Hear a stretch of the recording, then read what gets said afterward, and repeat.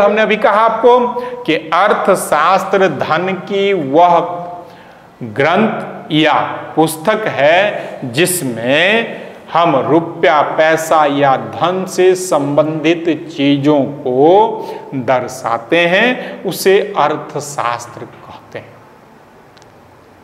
अर्थशास्त्र यूनान की भाषा या ग्रीक के भाषा से लिया गया शब्द है जिसका शाब्दिक अर्थ गृह प्रबंधन होता है।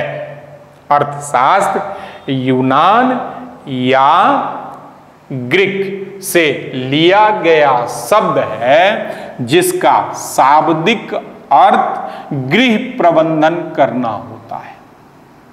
अगर सीधा साधारण सवाल रहे कि अर्थशास्त्र के जनक कौन है, तो वहां पर जवाब जाएगा चाणक्य, कौटिल्य या विष्णुगुप्त। तो लिखें अर्थशास्त्र के जनक, अर्थशास्त्र के जनक कौटिल्य, चाणक्य या विष्णुगुप्त हैं। विष्णुगुप्त हैं, लेकिन उनका अर्थशास्त्र राजनीतिक शास्त्र था। राजनीतिक शास्त्र था।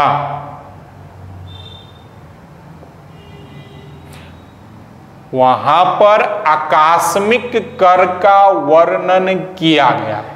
वहां पर या चाणक्य और कौटिल्य की पुस्तक अर्थशास्त्र में आकस्मिक कर का वर्णन किया गया है। आकस्मिक कर का वर्णन किया गया है। इस पुस्तक की तुलना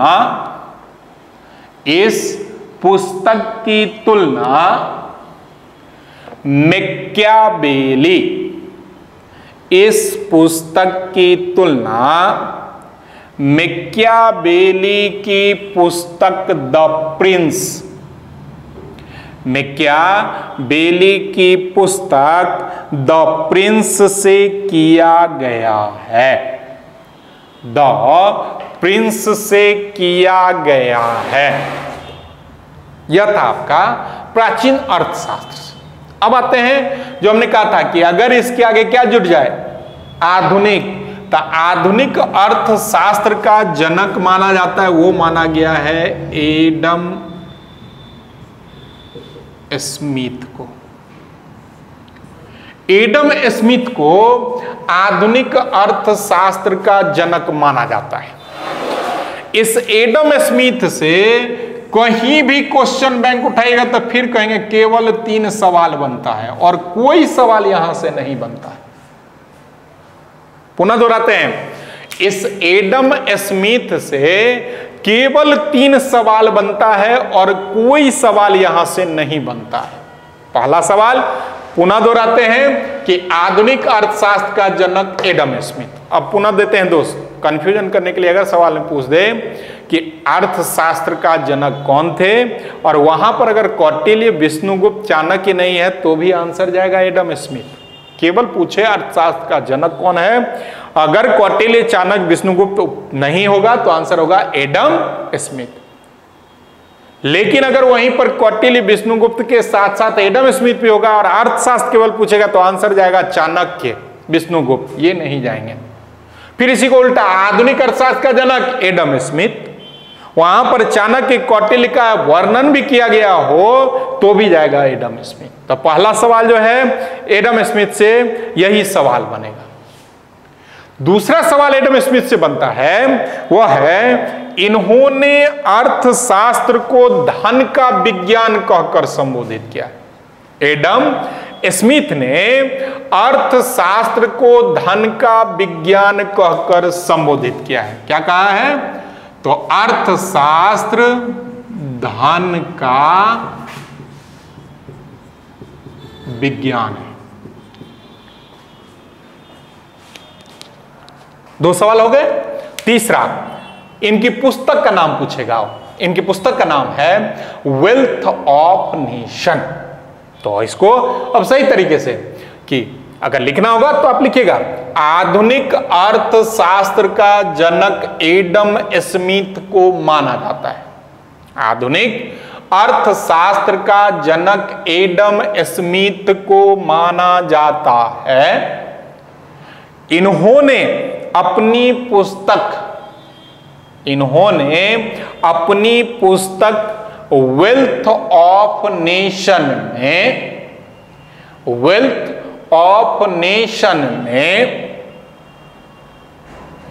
अर्थशास्त्र को धन का विज्ञान कहकर संबोधित किया है। वेल्थ ऑफ नेशन में अर्थशास्त्र को धन का विज्ञान कहकर संबोधित किया है। इसके अलावा एडम स्मिथ से कोई सवाल नहीं बनता है। आप जाकर क्वेश्चन बैंक जरूर चेक करें ताकि आपका कॉन्फिडेंस जो है वो बढ़े कि नहीं हम सही दिशा में पढ़ रहे हैं कि हम गलत दिशा में पढ़ रहे हैं। और जहां से जितना कहेंगे वही सवाल बनेगा, आगे भी देखिएगा। अब आते हैं, इन्होंने क्या कहा कि अर्थशास्त्र जो है धन का विज्ञान है।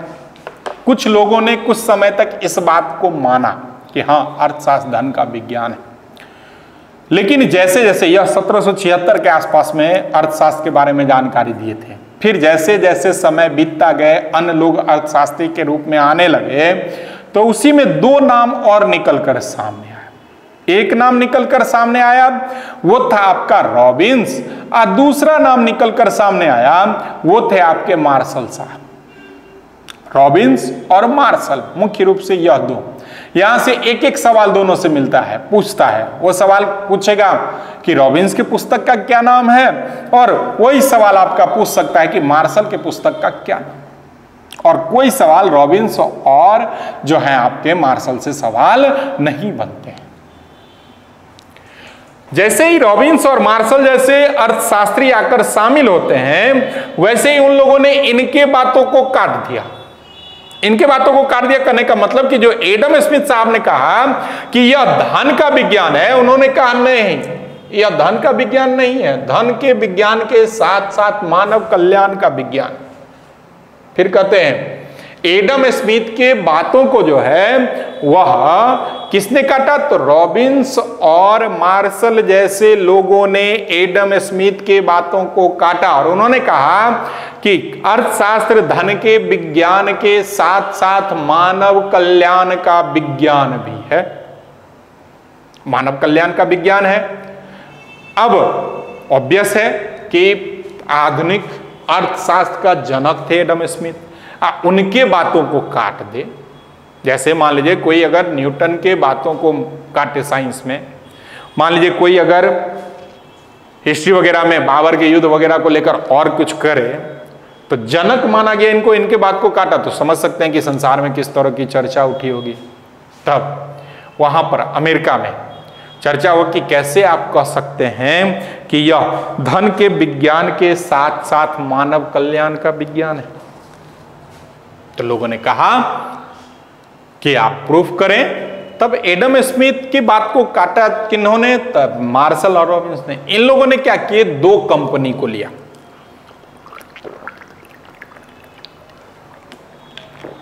इन्होंने दो कंपनी को लिया। मान लीजिए कंपनी एक्स और वाई, कुछ भी रख सकते हैं, ए और बी, एम और एन, एक्स और वाई।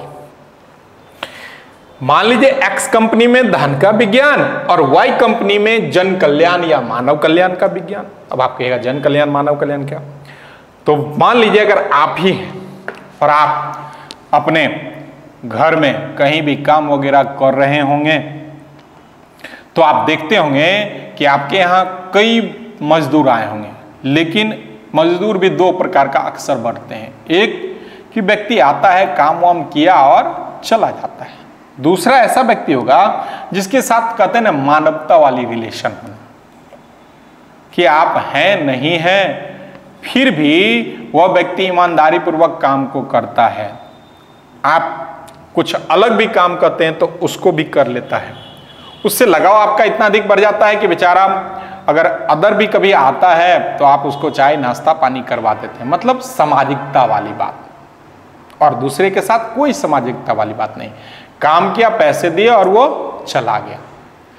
दोनों ही कंपनियां मान लीजिए एक ही प्रोडक्ट करती हो, कुछ भी रख सकते हैं, कपड़ा प्रोडक्ट करती हो, बिजली का उत्पादन करता हो, बेंच डेस्क कुछ भी बनाता हो, तो एक का मालिक जो था वो समाज में विश्वास करता था, दूसरा का मालिक समाज में विश्वास नहीं करता था। कोई भी ले सकते हैं, एक्स का मान लीजिए कि समाज में विश्वास करता था और दूसरा जो है वो समाज में विश्वास नहीं करता था।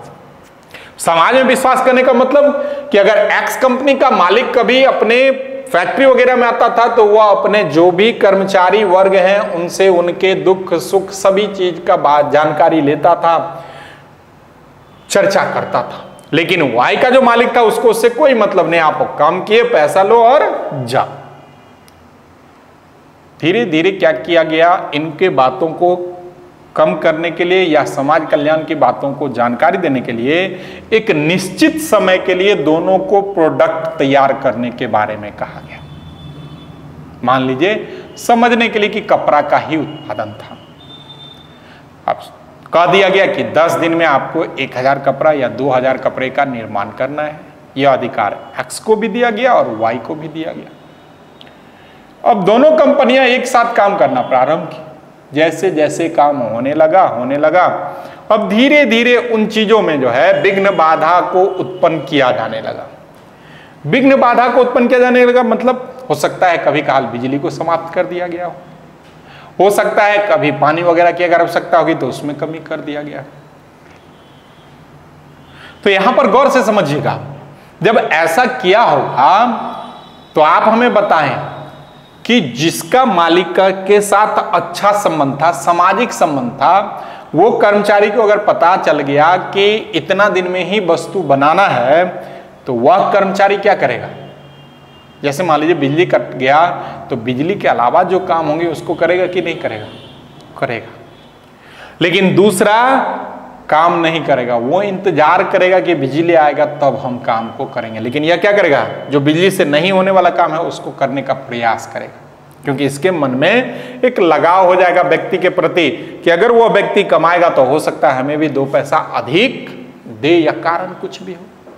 सामाजिकता के आधार पर देखा गया, जिस तिथि को निर्धारित थी, मान लीजिए 10 दिन बाद, 20 दिन बाद, 30 दिन बाद, तो जिसके साथ सामाजिकता रिलेशन था, मानवता रिलेशन था, उसने क्या किया कि अपने प्रोडक्ट को समय पर जो है प्रोड्यूस कर दिया, तैयार कर लिया। लेकिन वाई जो है वह समय पर तैयार नहीं कर सका। और इस आधार पर एडम स्मिथ के बातों को काटा गया, या कह सकते हैं कि उनके बातों में एक अन्य चीज को लाकर शामिल कर दिया गया और कहा गया कि अर्थशास्त्र धन के साथ साथ मानव कल्याण या समाज का विज्ञान। अब यहां से आगे बढ़ते हैं तो अर्थशास्त्र की पृष्ठभूमि से यही कुछ सवाल बनते। अब हमने कहा था कि पूछेगा मार्शल के पुस्तक का नाम, रॉबिन्स के पुस्तक का नाम, ठीक ना। तो मार्शल के पुस्तक का नाम है the principle of economics. The principle of economics Marshall के पुस्तक का नाम।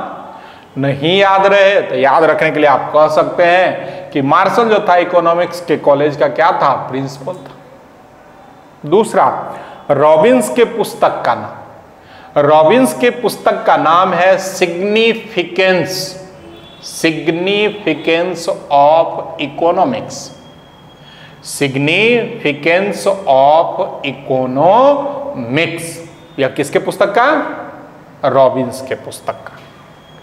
तो अर्थशास्त्र के पृष्ठभूमि से यही सवाल बनता है। जल्दी में हम लोग बहुत तेजी से इसको रिकॉल कर लेते हैं। तो पहला सवाल आप जवाब देंगे। पहला सवाल, अर्थशास्त्र शब्द कहां से लिया गया है? तो अर्थशास्त्र शब्द ग्रीक या यूनान से ली गई है, जिसका शाब्दिक अर्थ क्या होता है, गृह प्रबंधन। अर्थशास्त्र का जनक कौटिल्य या विष्णुगुप्त या चाणक्य। आधुनिक अर्थशास्त्र का जनक तो एडम स्मिथ या सॉरी एडम स्मिथ, इनके पुस्तक का नाम था वेल्थ ऑफ नेशन, और इन्होंने अर्थशास्त्र को धन का विज्ञान कहा। उसके बाद रॉबिन्स और मार्शल के पुस्तक का नाम, मार्शल प्रिंसिपल ऑफ इकोनॉमिक्स और रॉबिन्स सिग्निफिकेंस ऑफ इकोनॉमिक्स।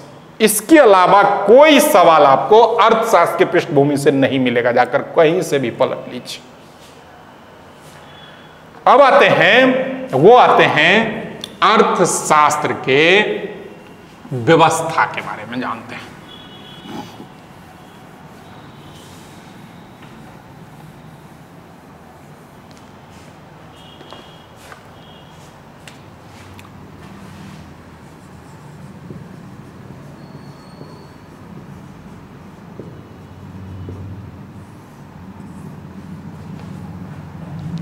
अर्थव्यवस्था। अब फिर इसको तोड़िए। अर्थ रुपया पैसा, व्यवस्था मतलब व्यवस्थित करना।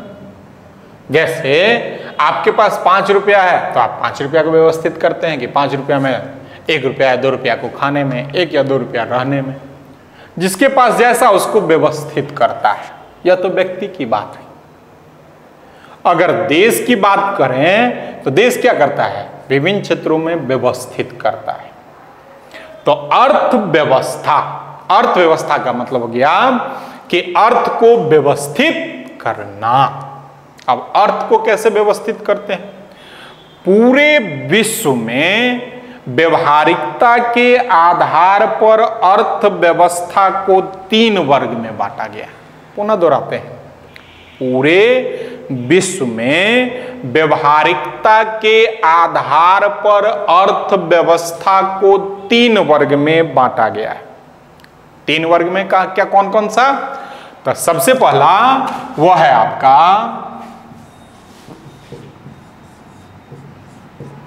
पूंजीवादी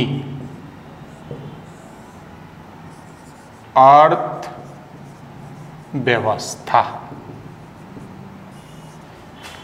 दूसरा समाजवादी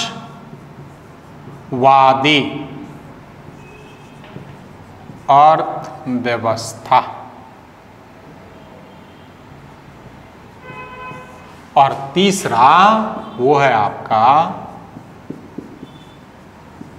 मिश्रित अर्थव्यवस्था।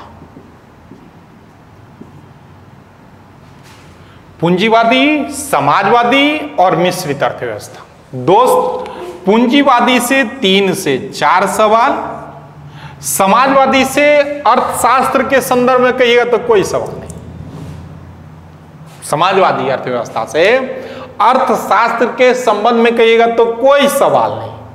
लेकिन अगर इसको विविध के रूप में तो कहिएगा तो यहां से भी 3 से 4 सवाल बनता है। जैसे अक्सर आपको मिलता होगा कि दुनिया की मजदूर एक हो, किसका नारा है? अक्सर आपको मिलेगा कि दास कैपिटल किसकी लिखी गई पुस्तक है। तो ये सारे चीज जो हैं वह इसी समाजवादी अर्थव्यवस्था के विविध के रूप में पूछा जाता है, या किस देशों में समाजवादी अर्थव्यवस्था कार्यरत है। अब मिश्रित अर्थव्यवस्था से 2 सवाल, इससे अधिक सवाल यहां से नहीं बनता है। इतना ही सवाल बनेगा, आप जाकर चेक करें। तो सबसे पहले आते हैं पूंजीवादी अर्थव्यवस्था पर। हम पुनः कहते हैं इस तीनों में सबसे महत्वपूर्ण है और सबसे ज्यादा सवाल यहीं से पूछता है, पूंजीवादी अर्थव्यवस्था से। पूंजीवादी 2 वर्ग में बांट दीजिए तो क्या क्या हो जाएगा? पूंजी प्लस आवादी। पूंजी प्लस आवादी। देखिए, अर्थशास्त्र समझने के लिए दोस्त जिंदगी को समझ लीजिए, समाज को समझ लीजिए, अर्थशास्त्र वही है। जितने अच्छे तरीके से जिंदगी को समझिएगा उतने अच्छे तरीके से अर्थव्यवस्था को जानिएगा। अभी तक आप पूंजीवादी, लेकिन क्या लिखे हैं? पूंजी प्लस आबादी। अर्थशास्त्र का सवाल अर्थशास्त्र के क्वेश्चन में छिपा रहता है। तब पूंजी आप जानते ही हैं, जो अर्थ से मजबूत हो, जिसके पास अफरजात पैसे रुपए हों। आबादी, जिसकी जनसंख्या अधिक हो। तो क्या हो जाएगा, पूंजीवादी अर्थव्यवस्था वैसी अर्थव्यवस्था जहां पर किसका अधिकता हो, पूंजीपति वर्ग की अधिकता हो, पूंजीपति वर्ग जो है वह अधिक से अधिक रह रहे हों। अब समझने का प्रयास करिए। मान लीजिए जो भी लोग हैं सभी को, अब लॉकडाउन चल रहा है, फिर भी किसी कारणवश सभी के पास 5-5 करोड़ रुपया हो जाए, जितने भी लोग हैं सभी के पास 5-5 करोड़ रुपया हो जाए, क्या हो सकता है, भगवान करे हो जाए, इंक्लूडिंग मी। तब 5-5 करोड़ रुपया अगर हो जाएगा दोस्त, मान लीजिए हमारे पास भी 5 करोड़ रुपया है, आपके पास भी 5 करोड़ रुपया, और भी लोगों के पास 5 करोड़ रुपया है। तो जब सभी के पास 5-5 करोड़ रुपया है, तो हम अगर कहेंगे कि चलिए दाएं, तो आप कहेगा नहीं हम जाएंगे बाएं, अगला कहेगा हम जाएंगे आगे, कोई कहेगा हम जाएंगे पीछे। समझने का प्रयास करिएगा। हमने कहा कि अगर सभी के पास 5-5 करोड़ रुपया अगर हो जाए, तो हमने क्या कहा कि हम कहेंगे कि आप मेरे साथ दाएं तरफ चलें, आप कहेंगे नहीं आप मेरे साथ किस तरफ चलें, बाएं तरफ चलें। या तीसरा कहेगा नहीं आप आगे की तरफ चलें, नहीं तो कोई कहेगा पीछे की तरफ चलें। इस बात में छुपी हुई है क्या, छुपी हुई यह है कि अगर पैसा सबके पास है तो सम्मिलित नहीं हो सकता है, एकजुट नहीं हो सकता है। पैसा अगर सभी के पास है तो एकजुट नहीं हो सकता, इसीलिए कहा जाता है कि शिक्षित वर्ग में एकजुटता आ ही नहीं सकती है। शिक्षित वर्ग के लोगों में एकजुटता नहीं आ सकती है, क्योंकि हर के पीछे कुछ ना कुछ तर्क लॉजिक होगा। तो कहेगा उसका संबंध इससे क्या है, उसका संबंध इससे है, उसका संबंध इससे इसलिए है दोस्त कि हमने कहा दाएं चलो और आपने कहा हम दाएं नहीं जाएंगे, अर्थात एकजुटता ना होने के कारण हम सबसे पहले अपने लिए सोचते हैं। अर्थात ऐसी अर्थव्यवस्था जिसमें व्यक्ति केवल व्यक्ति के लिए सोचे, अपने लिए सोचे, उसे दूसरे व्यक्ति से किसी प्रकार का कोई लेना देना ना हो। फिर से समझिएगा, पूंजीवादी अर्थव्यवस्था उस अर्थव्यवस्था को कहा जाता है जिस अर्थव्यवस्था में पूंजीपति वर्ग केवल किसके लिए सोचेंगे, अपने आप के लिए सोचेंगे, दूसरे के लिए कभी नहीं सोचेंगे। कोई दिक्कत नहीं। चलिए, तो जब वह अपने लिए सोचेगा तो क्या करेगा दोस्त, क्या करेगा, मतलब कि वो ऐसे वस्तु का उत्पादन करेगा जिससे उसे अधिक से अधिक लाभ हो सके। वह ऐसे वस्तु का उत्पादन करेगा जिससे अधिक से अधिक लाभ हो सके। पहला निर्धारण वस्तु का बेनिफिट। दूसरा, यहां पर बताइएगा आप कि वस्तु का मूल्य का निर्धारण कौन करेगा, ऑब्वियस है जिसका वस्तु है वो करेगा। पूंजीवादी अर्थव्यवस्था में वस्तु के मूल्य का निर्धारण किया जाता है, तो किसके द्वारा किया जाता है, पूंजीपति वर्ग के द्वारा। अब यहीं पर पेन ऑफ मिस्टेक सवाल होता है। जैसे अगर हम आपसे अचानक पूछ दें पूंजीवादी अर्थव्यवस्था में वस्तु के मूल्य का निर्धारण होता है, आप कहेगा पूंजीपति वर्ग के द्वारा, नहीं। फिर से आराम से बोलते हैं, पहला सवाल पूछे वह होगा पूंजीवादी अर्थव्यवस्था में वस्तु के मूल्य का निर्धारण किया जाता है। किया जाता है मतलब जिसके पास मालिकाना हक है। तो मालिकाना हक किसके पास है, पूंजीपति वर्ग के पास। लेकिन अगर सवाल अंत में क्या जुड़ जाए, होता है, पूंजीवादी अर्थव्यवस्था में वस्तु के मूल्य का निर्धारण होता है, होता है मतलब निर्भर है, किसके ऊपर निर्भर होगा, तो वस्तु के जो है वह मांग और पूर्ति पर, या वस्तु के मूल्य और उपयोगिता पर।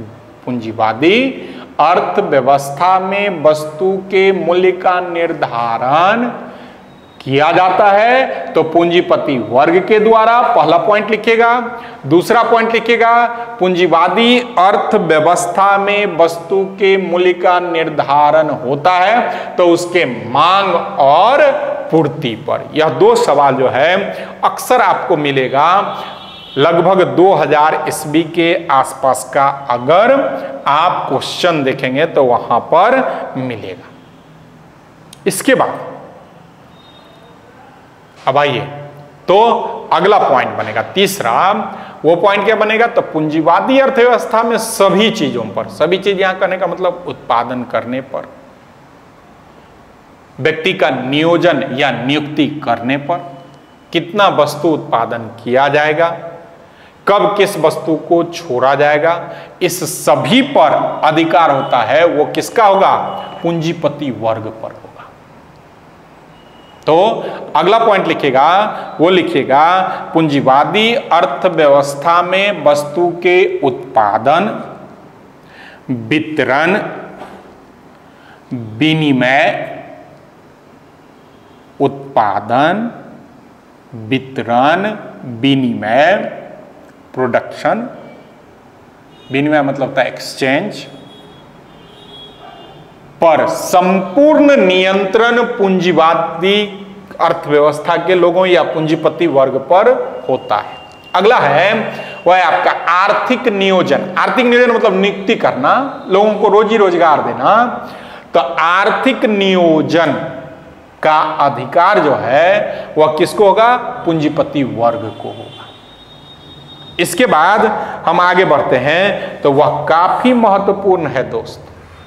काफी महत्वपूर्ण क्या है, तो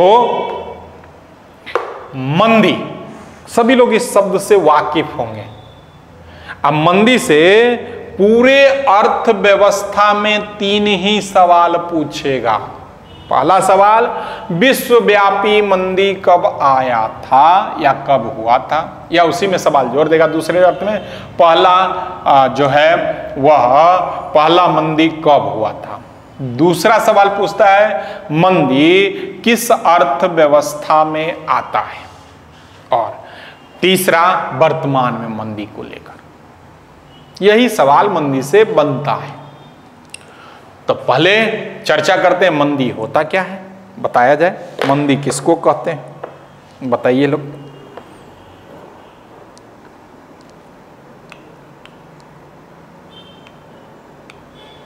मंदी किसको कहते हैं? मंदी कहा जाता है कि बाजार में वस्तु उपलब्ध हो और खरीदार न हो। मंदी किसको कहते हैं, तो बाजार में वस्तु उपलब्ध हो और खरीदार न हो तो उसे मंदी कहा जाता है। मंदी पर थे तो हमने कहा था कि मंदी से 3 ही सवाल कहीं भी जाएगा। तो मंदी किसको कहा गया, तो वैसे स्थान या वैसा क्षेत्र जहां पर वस्तु उपलब्ध हो पर खरीदार न हो या कम हो तो उसे मंदी कहते हैं। मंदी सबसे पहले विश्व स्तरीय मंदी की अगर चर्चा करें तो वह 1929 में मंदी आया हुआ था। अब यहां 29-30 इसलिए लिया जाता है लोग कि अधिकांश अर्थव्यवस्था में जो वित्तीय वर्ष है वो होती है 1 अप्रैल से लेकर 31 मार्च तक। 1 अप्रैल से 31 मार्च तक। तो देखिए 2 वर्ष आ रहा है, तो अगर दोनों ऑप्शन में हो 1929 और 30 तो आंसर 29 लगाइए। क्योंकि देखिए 1 अप्रैल से 31 मार्च मतलब अप्रैल से मोटा मोटी 8 महीना 29 वर्ष में ही है। तो 1929-30 में मंदी आया था। जहां 29 नहीं होगा वहां 30 जाएगा, दोनों ऑप्शन होगा तो 29 जाएगा। सबसे पहली मंदी इसी समय आया हुआ था। वर्तमान शब्द जोड़ दें कि वर्तमान में मंदी किस समय आया हुआ था, तो वर्तमान का मंदी जो है वह 2007-8 के वित्तीय वर्ष में आया था। वर्तमान में मंदी 2007-8 के वित्तीय वर्ष में आया हुआ था और इससे अमेरिका सबसे ज्यादा प्रभावित हुआ था। अमेरिका इसलिए प्रभावित कि वहां पर एक बैंक थी लेमन ब्रदर्स, 300 साल पुरानी बैंक थी जो करप्ट हो गई थी। करप्ट होने का कारण क्या था? तब मंदी था और उस समय मंदी क्या था? तो अमेरिका में उस समय इंफ्रास्ट्रक्चर का काफी काम हुआ था। इंफ्रास्ट्रक्चर मतलब निर्माण वगैरह के क्षेत्र में काफी काम होना। जैसे मान लीजिए अभी वर्तमान में भारत में भी बहुत सभी शहरों में लगभग छोटे से छोटे बड़े से बड़े शहर में देखिएगा अपार्टमेंट वगैरह का निर्माण हो रहा है, तो वही है निर्माण का क्षेत्र। तो वहां पर भी इन क्षेत्रों में विनिर्माण निर्माण के क्षेत्र में काफी वृद्धि हुई और तमाम लोग जो हैं वह लोन लिए थे बिल्डर लोग और खरीदार उतना मिला नहीं। खरीदार न मिलने के कारण लोगों ने लोन चुकता करने में से असमर्थता व्यतीत किया और बैंक क्या हो गया? करप्ट हो गया था। उसी समय काफी चर्चा था, अगर आप के जो भी बड़े होंगे या आप जानते होंगे तो उस समय अपने यहाँ आईसीआईसी बैंक पर भी काफी प्रभावित हुआ था, क्योंकि आईसीआईसी बैंक में बहुत सारे विदेशी लोग इन्वेस्ट किए हुए हैं। तभी स्टेटमेंट आया था विदेशी पत्रिकाओं वगैरह में कि विश्व की अधिकांश देशों या पूंजीवादी जो भी देश है वहां पर बैंक करप्ट हो सकता है, भारत में बैंक करप्ट जल्दी नहीं हो सकता है। विलय हो सकता है, करप्ट नहीं हो सकता है। कारण भारत में जो ऋण दिया जाता है उस ऋण से अधिक जो है बैंक अपने पास जमा रख लेता है। जैसे आप अगर जाइएगा 1 लाख रुपए का ऋण लेने के लिए तो 1.25 लाख रुपए की संपत्ति आपसे जमा करवा लेगा। तब वर्तमान मंदी की चर्चा तो 2007-8, मंदी ऐसे कहेगा तो 2029-30 और अधिकांश जगह 29-30 ही मिलेगा, 7-8 का जल्दी सवाल नहीं मिलेगा। इसके बाद मंदी किसको कहते हैं? तो वैसा सिचुएशन, वैसा स्थिति जिसमें वस्तु बाजार में उपलब्ध हो, लिख लीजिएगा इनको लिखना हो, वस्तु बाजार में उपलब्ध हो और खरीदार न हो। इसके बाद मंदी से कहीं भी क्वेश्चन पलट लीजिए नहीं मिलेगा। यह था आपका मंदी। अब यहां से आगे बढ़िएगा तो हमने क्या शब्द जोड़ा था कि पूंजीवादी अर्थव्यवस्था में ही केवल मंदी आता है, अन्य अर्थव्यवस्था में मंदी नहीं आता है। अब आप कहेगा कि अन्य अर्थव्यवस्था में मंदी क्यों नहीं आता है? तो जब समाजवादी और मिश्रित को समझ लेंगे तब बता देंगे कि अन्य अर्थव्यवस्था में मंदी क्यों नहीं आता है। तो अभी अगला पॉइंट नोट डाउन कीजिएगा, वो लिखेगा कि पूंजीवादी अर्थव्यवस्था में मंदी आता है। अब आगे आते हैं तो वर्तमान का सवाल अगर देखिएगा, अभी हाल फिलहाल में आरपीएफ वगैरह का भी जो पेपर हुआ था दरोगा वगैरह का, आरपीएफ दरोगा का, उसमें पूछा हुआ था कि एसएससी भी पूछा था ये शब्द व्यापार चक्र। व्यापार चक्र किस अर्थव्यवस्था में आता है? तो व्यापार चक्र भी केवल पूंजीवादी अर्थव्यवस्था में आता है, न ही समाजवादी में या न ही मिश्रित में। कहेगा क्यों? चक्र का मतलब क्या होता है? चक्र का मतलब होता है गोल गोल घूमना, एक केंद्र के माध्यम से घूमना। अब चक्र का मतलब यही होता है। तो चक्र का मतलब ये होता है, तो हमने अभी आपको कहा था कि पूंजीवादी अर्थव्यवस्था में क्या आएगा? तो मंदी आएगा। तो मंदी, फिर तेजी, मंदी, तेजी, मंदी, तेजी, मंदी, तेजी, मंदी, तेजी। तो यह क्या हो गया? व्यापार चक्र भी केवल और केवल किस अर्थव्यवस्था में आएगा? पूंजीवादी अर्थव्यवस्था में आएगा। यही कुछ पॉइंट पूंजीवादी अर्थव्यवस्था से बनता है। लिखे होंगे तो ठीक, नहीं तो पुनः हम दोहरा देते हैं। सबसे पहला पॉइंट वह क्या? तो पूंजीवादी अर्थव्यवस्था में वस्तु के मूल्य का निर्धारण, वस्तु के मूल्य का निर्धारण पूंजीपति वर्ग के द्वारा किया जाता है। पूंजीपति वर्ग के द्वारा किया जाता है। दूसरा, पूंजीवादी अर्थव्यवस्था में, पूंजीवादी अर्थव्यवस्था में वस्तु के मूल्य का निर्धारण पूंजीवादी अर्थव्यवस्था में वस्तु के मूल्य का निर्धारण उसके मांग और पूर्ति पर होता है, या उसके मांग और पूर्ति पर किया जाता है, होता है। तीसरा, पूंजीवादी अर्थव्यवस्था में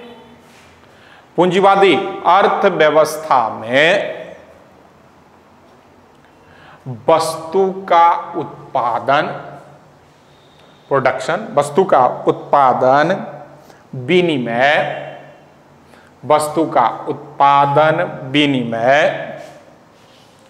एवं नियंत्रण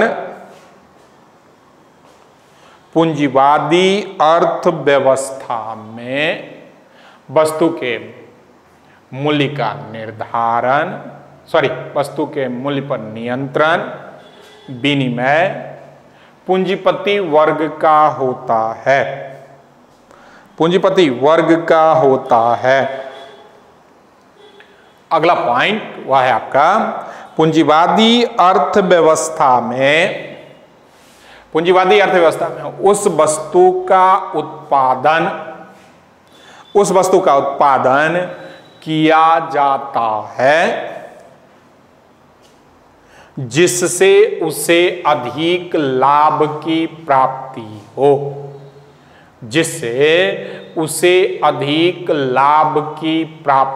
हो, और अगला पॉइंट स्टार करके जो काफी महत्वपूर्ण है, मंदी पूंजीवादी अर्थव्यवस्था में आता है, मंदी पूंजीवादी अर्थव्यवस्था में आता है, मंदी पूंजीवादी अर्थव्यवस्था में आता है। नेक्स्ट पॉइंट, व्यापार चक्र केवल पूंजीवादी अर्थव्यवस्था में आता है, व्यापार चक्र केवल पूंजीवादी अर्थव्यवस्था में आता है। इन्हीं सवाल से जो है वह आपका पूंजीवादी से पूछेगा, और कोई सवाल पूंजीवादी अर्थव्यवस्था से नहीं बनेगा। अगला है वो है आपका समाजवादी अर्थव्यवस्था। हम पुनः कहते हैं समाजवादी अर्थव्यवस्था से केवल विविध के रूप में सवाल पूछेगा। अब आइए समाजवादी अर्थव्यवस्था। अब समाज का मतलब क्या होता है? समूह। समाज का मतलब होता है समूह। अब इसको कैसे समझते हैं? जैसे मान लीजिए कि अभी आने वाले समय में दुर्गा पूजा वगैरह है या सरस्वती पूजा बीता है, तो जब सरस्वती पूजा बीतता है, तो जब आप स्वयं करते हैं, अकेला करते हैं, तो क्या कहते हैं कि जितना कम से कम हो उतने में पूजा क्या हो जाए? समाप्त हो जाए।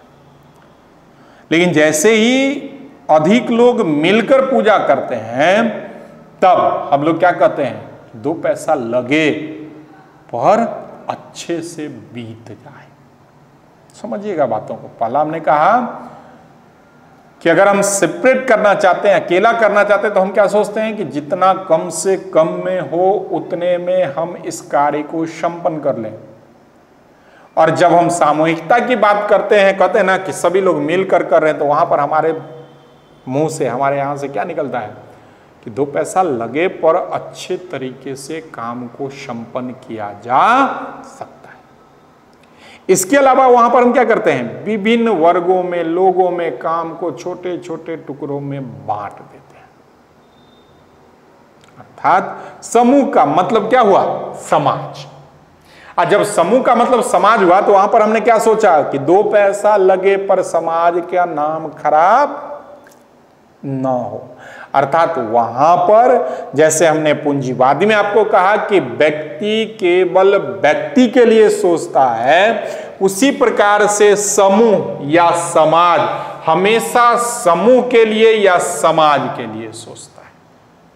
पुनः व्यक्ति के लिए सोचता है, तो पूंजीवादी और समाजवादी अर्थव्यवस्था में क्या होगा? समाज के लिए सोचेगा तभी होगा। तो समूह समूह के लिए सोचेगा, तो जब समूह समूह के लिए सोचेगा तो कभी गलत नहीं सोचेगा।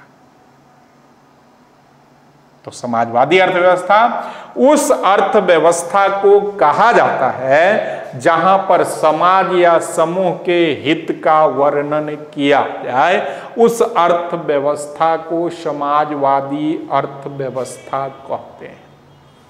अब जो पीछे बताए हैं वो सारा चीज पूछेगा तो कौन करेगा? सरकार। समूह को चलाने के लिए एक व्यक्ति होता है ना, जैसे आप देखते होंगे कि आप अगर छोटे मोटे स्तर पर पूजा पाठ करते हैं, किसी तरह का सामूहिक कार्य करते हैं, तो एक होता है जिसको हम आप अध्यक्ष कहते हैं, सचिव कहते हैं, फिर उसको बांटते हैं। मतलब वो अगर एक व्यक्ति सचिव या अध्यक्ष जो कहेगा उसे मानते हैं। तो जब देश चलाएंगे तो सचिव समूह कौन होगा? तब राष्ट्रपति, प्रधानमंत्री, या एक शब्द में कहें तो सरकार।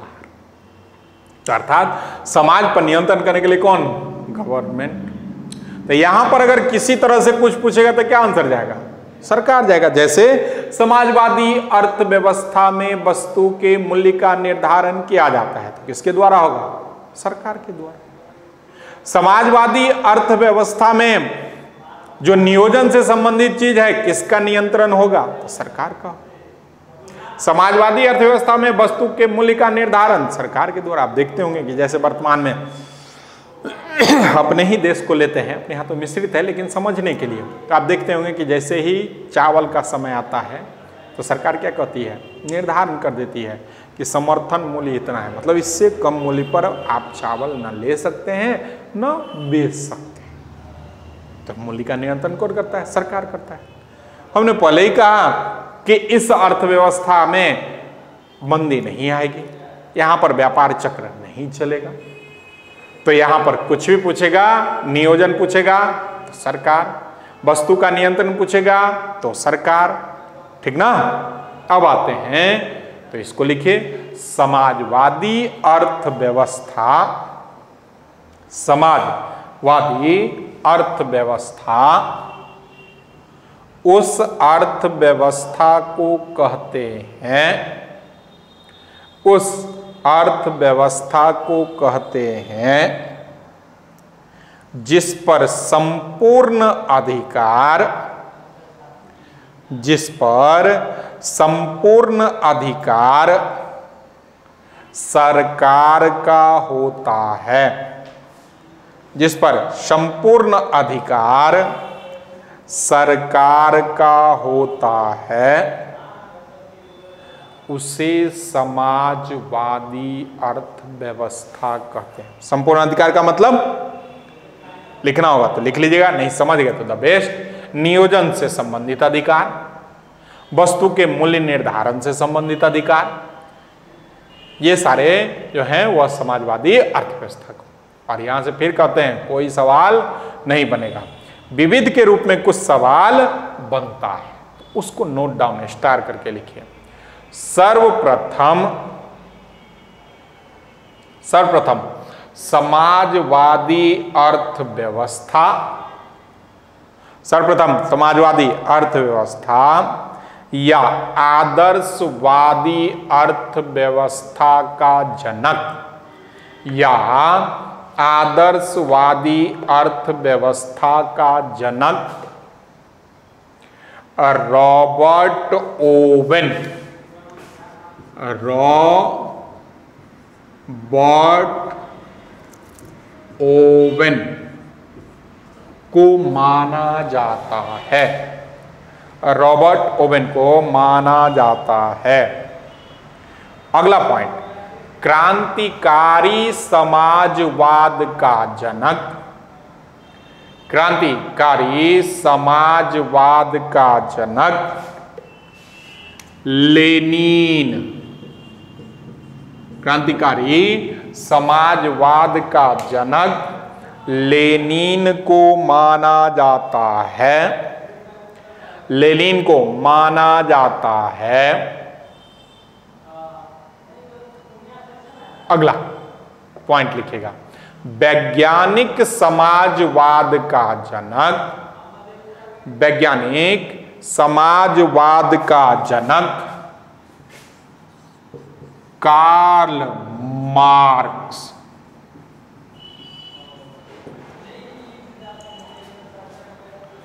वैज्ञानिक समाजवाद का जनक कार्ल मार्क्स को माना जाता है। इनकी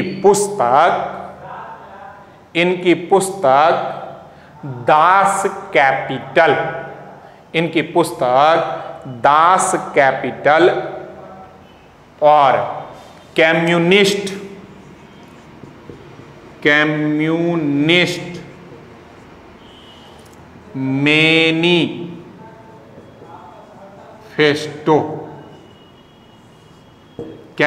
मैनिफेस्टो है। क्या सब? दास कैपिटल और कम्युनिस्ट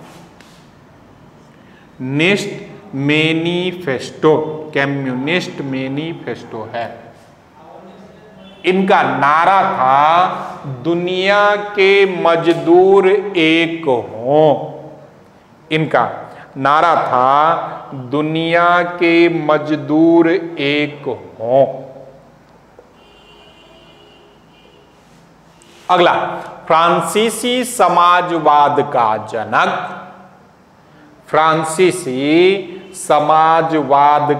जनक, सेंट साइमन था।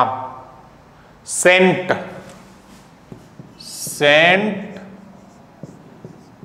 साइमन, फ्रांसीसी समाजवाद का जनक सेंट साइमन। अगला, फेबियन समाजवाद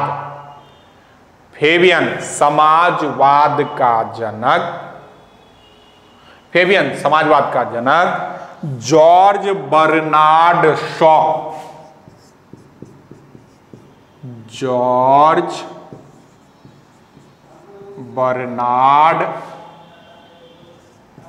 शॉ। यही कुछ पॉइंट जो हैं वो आपको समाजवादी अर्थव्यवस्था से पूछेगा, जिसमें सबसे ज्यादा जो है वो आपको लेनिन और कार्ल मार्क्स का सवाल। कभी आपके दिमाग में आया होगा फेबियन समाजवाद का मतलब ही है वैसा समाजवाद जिसमें किसी भी वस्तु पर किसी का नियंत्रण न हो। जैसे समझिए, मान लीजिए अभी यह क्लासरूम में हम यूज कर रहे हैं, कुछ देर बाद आपको काम होगा, आप आकर यूज करें, फिर कुछ देर बाद, मतलब संपूर्ण नियंत्रण किसके अधीन चला जाए? सरकार के पास चला जाए, किसी के नाम पर कोई प्रॉपर्टी न। तो फेबियन समाजवाद कहीं नहीं है, लेकिन समाजवादी अर्थव्यवस्था जो है वह वर्तमान में मुख्य रूप से जो है वह रूस और चाइना में प्रचलित है। पूंजीवादी अर्थव्यवस्था अधिकांशतः यूरोपीय और अमेरिकी देशों में कायम है, जैसे अमेरिका में, कनाडा में, ब्रिटेन में, फ्रांस, इन जगहों पर पूंजीवादी अर्थव्यवस्था, और रूस चाइना में समाजवादी अर्थव्यवस्था।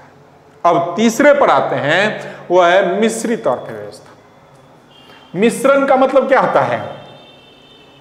बिल्कुल सही, मिश्रण का मतलब होता है दो या दो से अधिक चीजों का मिलना मिश्रण कहलाता है। दो या दो से अधिक चीजों का मिलना मिश्रण कहलाता है। तो मिश्रित अर्थव्यवस्था क्या हो जाएगा? तो यहां दो ही चीज है, दो से अधिक तो है नहीं।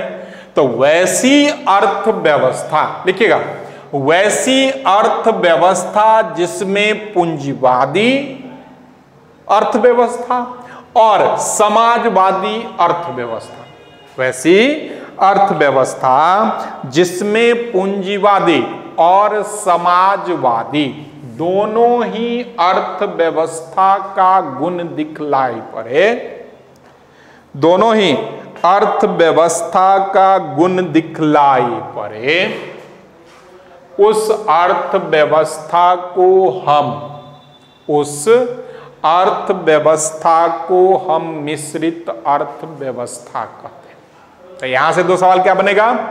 अब नहीं पूछता है, पुराने क्वेश्चन मिलेगा, भारत में कौन सी अर्थव्यवस्था कार्यरत है?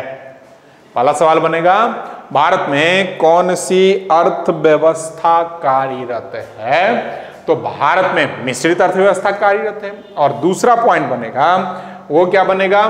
तो यह अर्थव्यवस्था भारत जो है, यह अर्थव्यवस्था या मिश्रित अर्थव्यवस्था फ्रांस की देन है या फ्रांस से लिया हुआ है। अर्थव्यवस्था से यही कुछ महत्वपूर्ण पॉइंट है। अब पुनः कहते हैं दोस्त, जाइए सवाल बनाइए। सवाल बनेगा, नहीं बनेगा तो जरूर हमें बताएं, हमारे जो भी है कमेंट बॉक्स वगैरह उसमें चर्चा करें आप कि हाँ बन रहा है या नहीं बन रहा है, जानकारी दें। हम पुनः कहते हैं 100% की गारंटी नहीं लेते हैं, पर जितना आप पास कर जाएगा 80-90% सवाल आपका जरूर बन जाएगा। अब आते हैं मिश्रित अर्थव्यवस्था। तो अपने यहाँ मिश्रित अर्थव्यवस्था जो है वह आजादी के बाद अपनाया गया।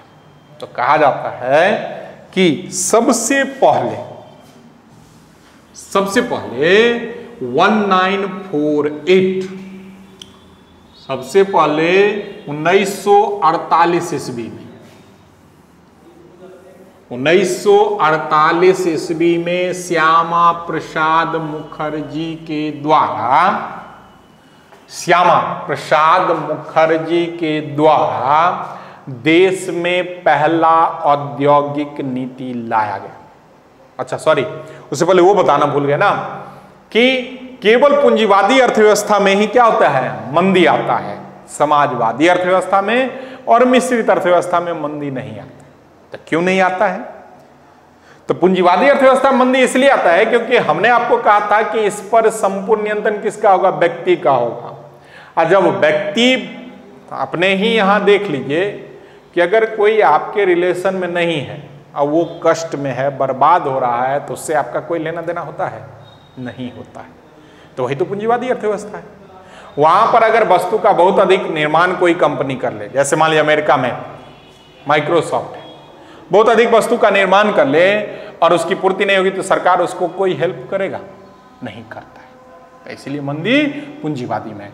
लेकिन समाजवादी में है, मिश्रित में है, यहां पर देखिए सरकार हेल्प करता है। जैसे अभी वर्तमान में ही समझिएगा कि नीरव मोदी क्या किया, पंजाब नेशनल बैंक का अरबों खरबों रुपया लेकर चला गया। अब पंजाब नेशनल बैंक का अरबों खरबों रुपया लेकर चला गया, यह संस्था थी, तो अगर कोई प्राइवेट व्यक्ति, व्यक्तिगत कोई संस्था होती तो शायद वो डूब जाता, बर्बाद हो जाता।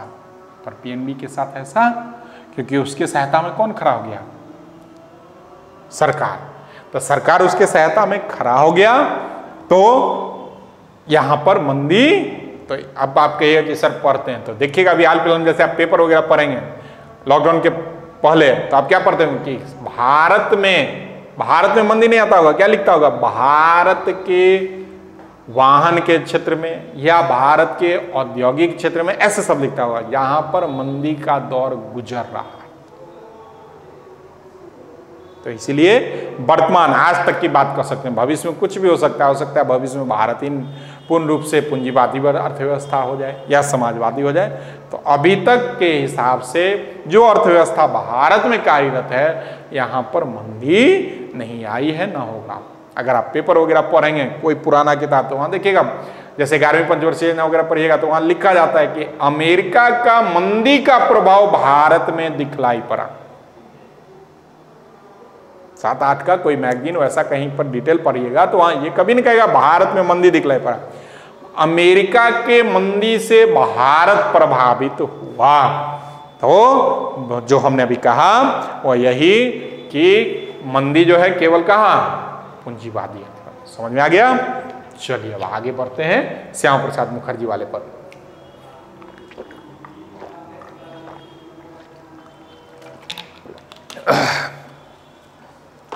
तो आते हैं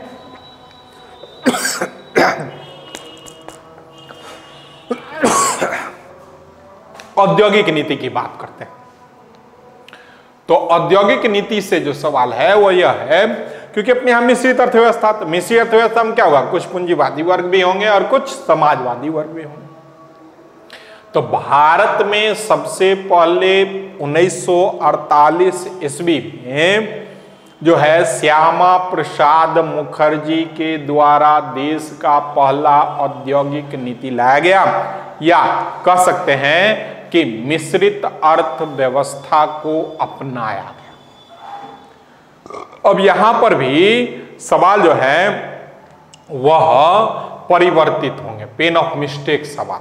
जैसे हमने कहा कि भारत में औद्योगिक नीति, लेकिन वहीं पर अगर ऑप्शन में डलहौजी आ जाए तो आंसर डलहौजी जाएगा। भारत में सर्वप्रथम औद्योगिक नीति लाने का श्रेय डलहौजी को जाता है। डलहौजी के द्वारा लाया गया था। अगर आप पढ़े होंगे इतिहास तो वहां पर देखिएगा चर्चा किया था कि लॉर्ड डलहौजी ने जो भी बंदरगाह वगैरह था उसका मरम्मत करवाया, जहाज का निर्माण करवाता है, तो औद्योगिक नीति तो वहां। लेकिन स्वतंत्रता शब्द जुट जाए तो वहां पर क्या आ जाएगा? श्यामा प्रसाद मुखर्जी। समझ गए? 10 ऑफ मिस्टेक सवाल। औद्योगिक नीति और ऑप्शन में कौन हो? डलहौजी, तो डलहौजी नहीं होगा तो श्यामा प्रसाद मुखर्जी। यह होता है जैसे ही औद्योगिक नीति लाया जाता है, क्योंकि गांधी जी जो थे वह कुटीर, लघु या सूक्ष्म पर जोर देते थे, लेकिन जवाहरलाल नेहरू का कहना था औद्योगिक के क्षेत्र की बात। तो उन्हीं के सरकार के द्वारा यह नीति को अपनाया गया और पहला कंपनी एक्ट वगैरह जो है लाया गया, औद्योगिक नीति।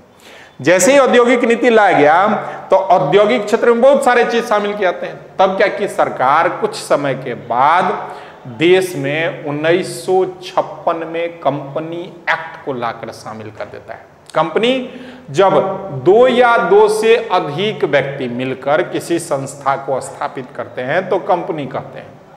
हमारे यहाँ व्यापार 3 वर्ग में होता है। एक जो होता है वो होता है एकल व्यापार, दूसरा साझेदारी व्यापार और तीसरा जिसको कंपनी कहते हैं। एकल व्यापार तो एक व्यक्ति, साझेदार में कहा जाता है कम से कम 2 और अधिक से अधिक 20 व्यक्ति, और कंपनी में कम से कम 7, अधिक की कोई सीमा नहीं। लेकिन आगे पढ़ेंगे तो और भी है कि 50 और 200, तो आगे जब हम लोग औद्योगिक क्षेत्र में आएंगे तो चर्चा। तो देश का लिख लीजिएगा पहले कि 1948 में श्यामा प्रसाद मुखर्जी के द्वारा औद्योगिक नीति लाया गया और 1956 में कंपनी एक्ट को लाया गया। इसलिए आप देखे होंगे कोई भी कंपनी वगैरह रजिस्टर्ड होगा या तो लिखा गया होगा 1956 एक्ट के अंतर्गत इस कंपनी को रजिस्टर्ड किया गया। उसी में समय समय पर संशोधन किया जाता है। जैसे जैसे समय बदलते हैं, अर्थात कहा जाता है अर्थव्यवस्था में कि 1 दशक के बाद, 10 वर्ष के बाद अर्थव्यवस्था में परिवर्तन दिखलाई पड़ता है। तो समय समय पर उसमें परिवर्तन होता रहता है। अब वहां से